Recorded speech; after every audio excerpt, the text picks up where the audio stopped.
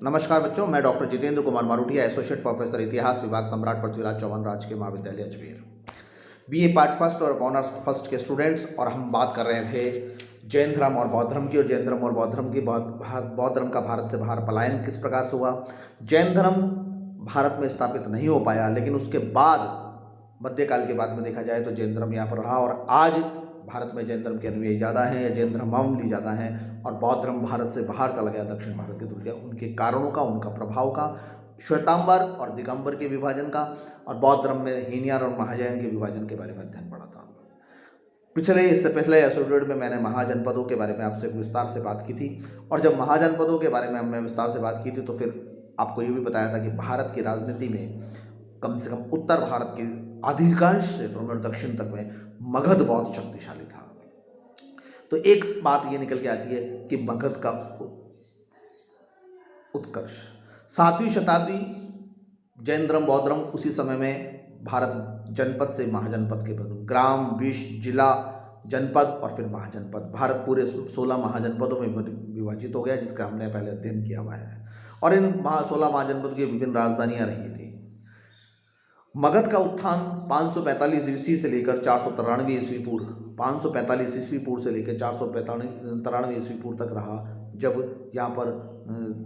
बिंबिसार आया। इससे पहले 545 ईस्वी से 412 ईस्वी पूर्व में हर्यक वंश, ये जो बिंबिसार और ये कहलाए, ये हर्यक वंश कहलाए। इनका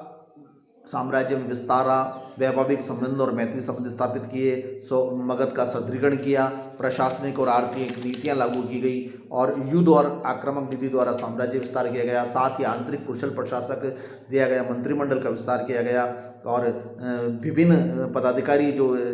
जिस तरीके से नियुक्त होने थे वो नियुक्त किए गए, और धर्म और कला के आधार पर विकास किया गया, और मगध को एक तरीके से भारतीय मूल पद्धति का एक केंद्र बनाया गया। हेनसांग ने भी इस बारे में वर्णन किया है कि हर्यक वंश के समय में बहुत अधिक तरीके से जो है इसका विकास हुआ था, और अजातशत्रु के समय में तो और भी हुआ। 493 ईस्वी पूर्व से लेकर 461 ईस्वी पूर्व जो बिंबिसार के पुत्र थे वो बड़ा उत्कृष्ट थे, और जिसके समय में हम बौद्ध संगति को भी पढ़ते हैं, उनके हुए थे, और उन्होंने कौशल के साथ युद्ध किया, और उसके बाद में उनका जैन श्रुतियों में और जैन विभिन्न वर्णों में भी उनका वर्णन है। और अवंती जो जैन थी उससे टकराव हुई। और धर्म और कला की बात करें यहाँ पर तो उस समय में अजातशत्रु जो है भगवान बुद्ध के अनुश्री थे, और उन्होंने बौद्ध कर गए, तो उस समय उनकी बहुत अधिक वो रही। और मगध के विकास का जो है द्वितीय चरण अगर हम मानते हैं, ये पहला चरण हुआ, द्वितीय चरण अगर हम मानते हैं मगध के विस्तार का, तो 412 ईस्वी से लेकर 344 ईस्वी पूर्व में था, जहाँ पर शिशुनाग वंश का इशू हुआ। और 344 से 322 ईस्वी पूर्व का अगर माना जाता है तो नंदवंश हुआ, यानी हर्यक वंश, फिर शिशुनाग वंश, और उसके बाद नंदवंश। 545 से 412 तक हर्यक वंश, 412 ईस्वी पूर्व से लेकर 300 ईस्वी पूर्व की बात कर रहा हूँ मैं, अगर मेरा कहीं ईस्वी पूर्व शब्द छूट जाए तो उसको आप स्वतः ही समझ लीजिएगा। शिशुनाग वंश, और 344 ईस्वी पूर्व से 322 ईस्वी पूर्व में नंदवंश। जब सिकंदर का भारत पर आक्रमण हुआ तब ये नंदवंश का था, और उसके बाद में जो विकास हुआ, जो बात चली, मौर्य साम्राज्य में आए, और चंद्रगुप्त आया, चाणक्य महामंत्री बने, और उसके बाद में अशोक के समय में आया जो विकास हुआ, और फिर मौर्य साम्राज्य का पतन हुआ, शुंग वंश आए। तो ये एक मगध का जो था उत्कर्ष था कि लगातार उसको एक बहुत बलशाली और बहुत समृद्धशाली जो है राजा मिले, और अन्यों की अपेक्षा मगध बहुत शक्तिशाली और जिसे कहना चाहिए आकर्षक का केंद्र, या भारतीय संस्कृति का केंद्र, या भारतीय राजनीति का केंद्र, या भारत का साम्राज्यवादी केंद्र, या भारत की अस्मिता का केंद्र क्या कहा जाए, तो वह मगध कहलाने लग गया था। अब हम इस बार इनके प्रारंभिक जानकारियों के बाद पढ़ेंगे, साथ ही साथ ये पढ़ेंगे कि सिकंदर का भारत पर आक्रमण हुआ, नंदवंश का कैसे विकास हुआ, विनाश हुआ, चंद्रगुप्त मौर्य की स्थापना,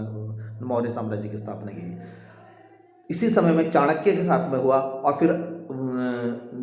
चंद्रगुप्त मौर्य के पोते अशोक ने कभी जो बौद्ध धर्म के समर्थक थे, और अशोक का धम्म और उसके बारे साम्राज्य विस्तार के बारे में भी हम बात करेंगे। तो ये जो बिंदु हमारे सामने आते हैं प्रश्न के कि मगध का 16 जनपदों के तुलना में अधिक विकास हुआ और अधिक शक्तिशाली हुआ, एक लीडरशिप मिली, एक लीडिंग महाजनपद के रूप में मगध हमारे सामने आता है, जिसकी हम बात करते हैं कि एक बहुत प्रभावशाली और बहुत घटना। तो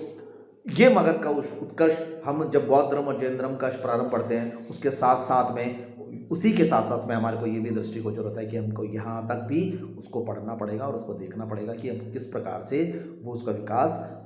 मगध ने अपनी शक्ति का विकास किया। और जो अशोक को मिला वो एक कहना चाहिए नामचीन, जिसको कहना चाहिए एक प्रसिद्ध मगध प्राप्त हुआ था। यद्यपि उन्होंने मौर्य शक्ति, चंद्रगुप्त मौर्य ने मौर्य साम्राज्य की स्थापना की, लेकिन मगध का नाम जहाँ तक बात करते हैं ऑलरेडी हर्यक वंश और शिशुनाग वंश के समय में हो चुका था। धन्यवाद।